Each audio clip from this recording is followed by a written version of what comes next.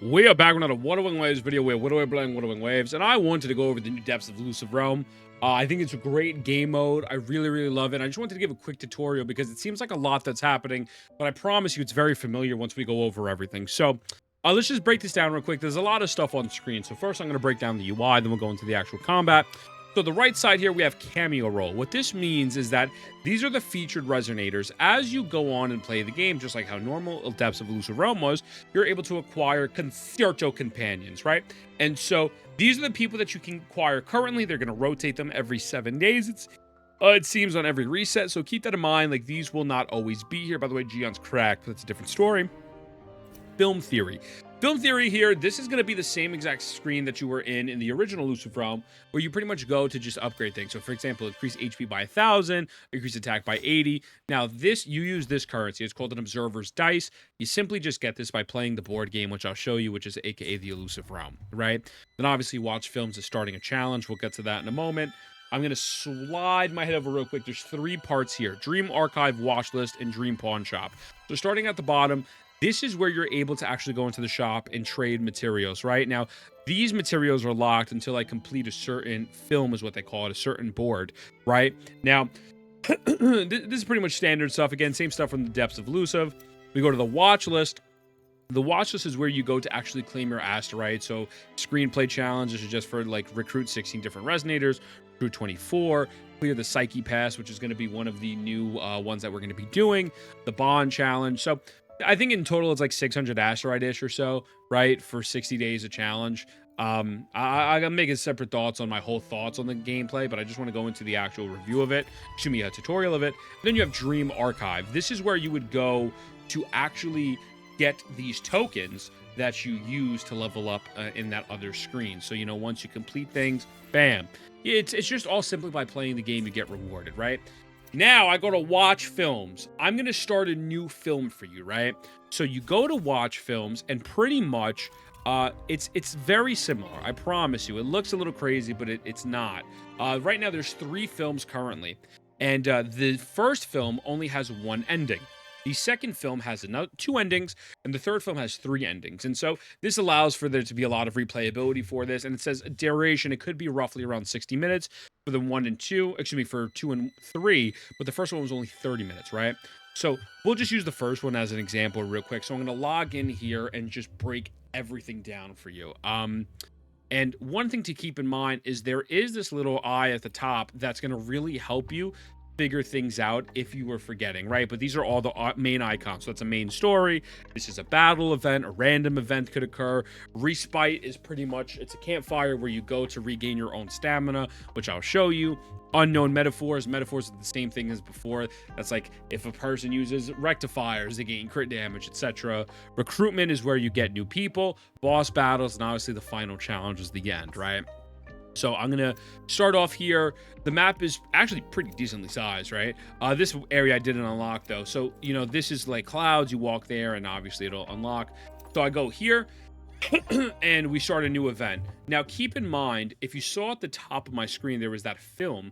That film, every time you start an event that's a combat event, you use a certain amount of film. So at first it started at 130. I'm going to start the battle here real quick, and bam, we go right in there. Pretty simple stuff. It's just the gameplay. Now, keep in mind, the rover that you start off with is going to be based on the one you have equipped on your account. So if you want to, let's say, go with arrow rover, you're going to want to swap to your arrow, whatever the case may be. I have Spectral on at the moment. So there's a bunch of dialogue. I just skipped this shit, bro. I ain't reading all that. Open recruitment shop. Bam. I can now recruit a character. So it's the same as the old Illusive Realm where you're on-field main character. That's it. That's who you're going to be playing. The other people are for the concerto energy. The concerto energy. Now, before I recruit Chichia real quick, I want to show you a couple things because this screen is very important. Obviously, there's just one character at the moment, but you notice there's 2 little tabs right here next to the word called Bond, right? Now, so with the Bond, how does this work? Each character can be a part of different bonds. So if I click here, one of the main driving factors of this new Illusive Realm is that you have the original type of gameplay mechanic style changes that you can get for your character. So when I recruit Chixia, right now, it's going to give me the option to give her, let's say, you know, different parts for her forte, her resident skill, whatever. I'll just click that. Not really big there. And so when I go here and I click on these bonds, right? This is showing me now I have 2 units, right? I have 2 units under this model citizen. Now, it just, as you get more characters, it'll increase the level, etc. And pretty much each bond is going to do something different, and characters could be under multiple bonds. You know, for example, Gigi is here, but also Gigi can be found under, I mean, a different bonds, right? You know what I'm saying? Like, it's not just one unit locked to one bond. So I can't find Gigi at the moment, but you saw a repeat of a million characters. The Rover, right? Rover's under Psyche Pass, but Rover is also under the same one that we have right here, which is Model Citizen. So Model Citizen's here. Chisha's here under Rebel of Mercy Palace. Now, let's just use this one as an example. It says for each resonator with the bond Rebel of Mercy Mercury Palace in the team, the activated resonator's defense and max HP is increased by 10%. Once you hit level 2, casting Resonant Skill, Liberation, Dodge Counter, successful dodge grants 5 stacks of Rebel Flag, triggered once every 0.3 seconds. Upon reaching 50 stacks of Rebel Flag, remove all the stacks to cast one shot of Fool's Cannon. Now, activated upon having 3 bond members in your team. So that means if I had Chisha, Carlotta, and Bwant, I would get this extra thing. I would get this extra buff here. Now, you realistically want to have 3 members in your team under the same bond because you unlock the Dream Link mechanic from the other event. So I'm going to get to that and show you what it exactly looks like, but the Dream Link is pretty solid in this game. What it applies a ton of extra damage to the units, as well as it gives you a bunch of energy. For example, like, you know, if you have your burst up, you would burst before you activate your Dream Link, and then after that, use your Dream Link and burst again. But give me a moment, let me get there and I'll show you. So I just did a battle, and you're able to select these rewards as well. So these are the dream fragments that are able to allow you to buy characters, and then open a recruitment shop fixing Chisha. You can then buy another variant of Chisha, and then that will level up that bond. That way we can get it to level 2, and then once you buy another level up, it's going to allow you to add something else to Chisha's kit. So if I was to main and slot Chisha, her kit's going to evolve over time on top of that bond. Now I'm going to buy the Spectral bond as well just to get it going, but I mean, nobody uses chicks here, you know what I'm saying? Like, nobody uses all that. That's for weirdo. So I'm about to go into a new battle right here, and as you see, I click start battle.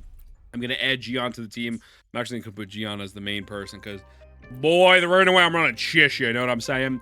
So I'm going to put Gian, I'm going to put Chisha, my Concerto, as well as my Arrow Rover or Spectral Rover. You're going to see at the top is activated synergy burst model citizen. You click on that, and what is that going to provide you? It shows you right here that I am getting level 1, level 2, and this buff right here. So I'm getting all 3 of these. If I were to take, let's say, Gian off, I'm only going to be getting, well, this one and this one, right? And so now I have my chance to use Dream Link, and as you see as well, once I enter this combat, my little stamina at the top is going to go down, but I'm going to show you how you refresh that as well. So I'm going to hit with a dodge counter, just come like that. Nothing crazy here, right? You know, you do your attacks, you do your parries to level up that Dream Link. We're going to get our Concerto energy eventually. And boom, weave, stupid. Oh, great heavens. So just to show you, because I'm probably not going to get my burst with Gian prior, you hit 4, activate Dream Link, bam, so it does initial damage, you get your burst, and then I'm going to get my enhanced skill here, and he's already dead. And so, again, you want to make sure that you're optically, the most optimal way to do this is to have the 3 people under that same link. I'm just going to skip around all this useless dialogue. Don't care, don't care, still don't care. And so then you're able to buy a unit. So I could check to see, okay, where does Yang Yang synergize here? So it seems like Yang Yang is helping synergize with our current one under the model citizen, but Yang Yang is also able to start the true martial arts. So if I wanted to use true martial arts with an remaining Gian instead, it would make sense for me to buy Yang Yang. And then it shows you the other characters you could buy here. You know, your Lumi, your Calcheros, whatever the case may be. So I'll buy Yang Yang. And you do want to try to save that. And again, each time you buy a unit, even if they're an off-fielder, it gives you the opportunity to provide them with extra gameplay layers. That way you could always switch it up, which I think is amazing. And that's, to me, is one of the big positives of this game over than the old Illusive Realm, right?